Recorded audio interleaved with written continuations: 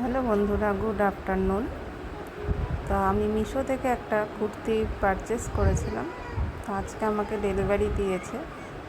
দেখো কুর্তিটা, ভাবিনি এতটা সুন্দর আসবে, এত রিজনেবল প্রাইসে।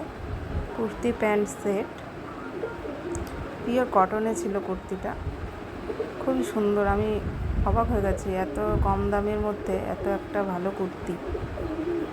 এখন তো নাই করে একটা শুধু সিঙ্গেল কুর্তি 500 টাকা 700 টাকার নিচে পাওয়া যায় না মিনিমাম। তো দেখো কুর্তিটা আমার খুব পছন্দ হয়েছে।